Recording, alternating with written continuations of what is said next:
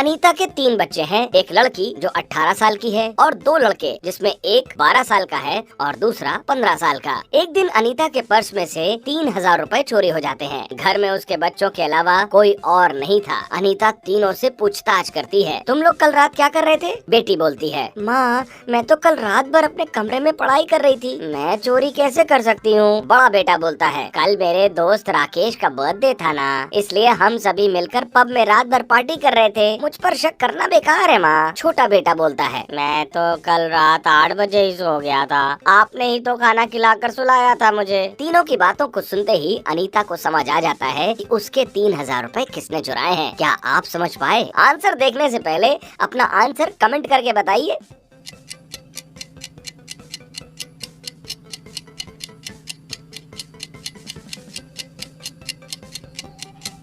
अनीता का बड़ा बेटा 15 साल का है, पर वो तो कह रहा था कि वो रात भर पब में अपने दोस्तों के साथ बर्थडे पार्टी मना रहा था, लेकिन पब में तो सिर्फ 18 साल या उससे ऊपर के लोग ही अलाउड होते हैं। अनीता उसकी जेब से 3000 रुपए निकालती है और फिर साबुन सर्फ लगाकर अच्छे से धुलाई करती है। मैं अब आपको एक जादू दिखाने वाला हूँ। ताश की इन 6 पत्तियों में से कोई एक पत्ती को चुन लीजिए। जिस एक पत्ती को आप चुनेंगे मैं उसे गायब कर दूंगा। क्या आपने अपनी पत्ती चुन ली? अब इस जादूगर के आंखों में ध्यान से देखिए और ये गायब हुआ आपका कार्ड। क्या आपका चुना हुआ कार्ड इन कार्ड्स में है?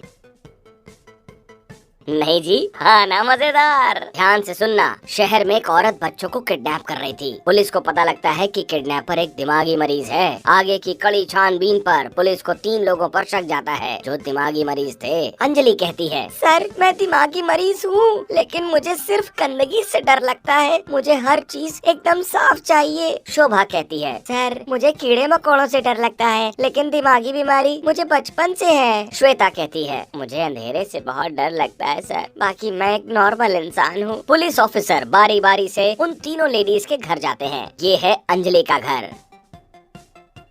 ये है शोभा का घर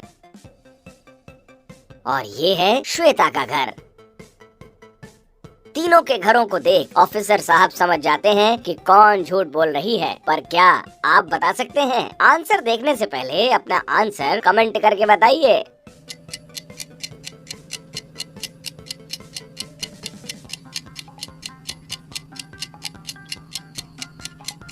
शोभा ने कहा था कि उसे कीड़े मकोड़ों से डर लगता है, लेकिन उसके घर में तो एक कीड़े की पेंटिंग लगी है, यानी शोभा ही बच्चों को किडनैप कर रही थी। अमित का उसके घर पर मर्डर हो जाता है। मामले की पड़ताल के लिए डिटेक्टिव आशीष आते हैं। डिटेक्टिव आशीष को अमित की बॉडी के पास एक चाकू मिलता है जिस पर खूनी के उंगलियों के निशान थे। सीसीटीवी फुटेज से पता चलता है कि उस दिन अमित के घर पर उसका पड़ोसी सोहन आया हुआ था। डिटेक्टिव तुरंत सोहन के घर पहुँच जाता है, पर दिक्कत ये है कि सोहन का एक जुड़वा भाई भी था। अब डिटेक्टिव साहब को कैसे पता चलेगा कि अमित का असली खूनी कौन है?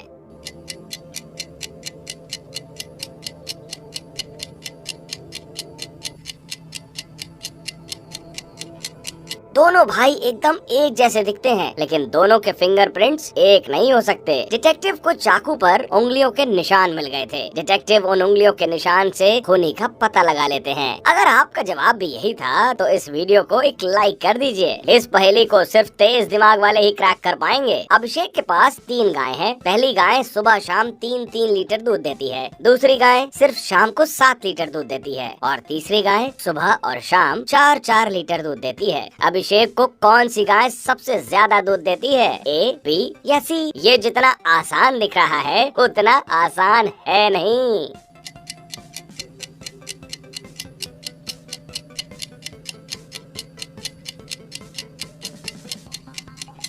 पॉइंट्स बढ़ा या कंफ्यूज हो गए? जिन लोगों का जवाब सी था तो उनको बधाई, क्योंकि आपका जवाब गलत है। तीसरी गाय सुबह और शाम को 4-4 लीटर दूध देती है, लेकिन अगर आप ध्यान से देखेंगे तो इसका एक बच्चा भी है और ये भी इस गाय का दूध पीता होगा, जिससे अभिषेक को तीसरी गाय से उतना ज्यादा दूध नहीं बचता होगा। सही आंसर होगा बी। 4 मजदूर खेत में एक साथ काम कर रहे थे, उसमें से एक मजदूर का मर्डर हो जाता है। पूरे खेत में बस 4 लोग थे, यानी बचे हुए 3 मजदूर में से किसी एक ने खून किया है। दरोगा साहब क्राइम सीन पर पहुंच जाते हैं। पहला मजदूर कहता है, इतना काम है सरकार, मुझे तो खाना खाने का भी फुर्सत नहीं है। खून जरूर दूसरे मजदूर ने किया होगा। दूसरा मजदूर कहता है, वो मेरा बहुत अच्छा दोस्त था, भला मैं ऐसा क्यों करूँगा, खून जरूर तीसरे मजदूर ने किया है। और तीसरा मजदूर कहता है, मैं तो उसे जानता भी नहीं था, भला मैं ऐसा क्यों करूँगा। दरोगा साहब तो समझ गए थे कि चौथे मजदूर को किसने मारा है, पर क्या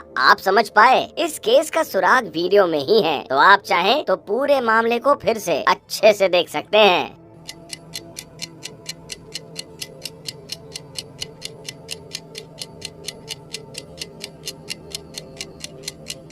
तीनों मजदूर के हाथों में औजार देखिए। पहले मजदूर के हाथ में जो औजार है उसमें 4 पॉइंट्स हैं। दूसरे मजदूर में भी 4 हैं, लेकिन तीसरे के हाथ जो औजार है उसमें 3 पॉइंट्स हैं। बॉडी में टोटल 6 छेद थे, यानी इस पर 3 पॉइंट्स वाले औजार से 2 बार हमला किया गया था। दरोगा साहब तीसरे मजदूर को पकड़ लेते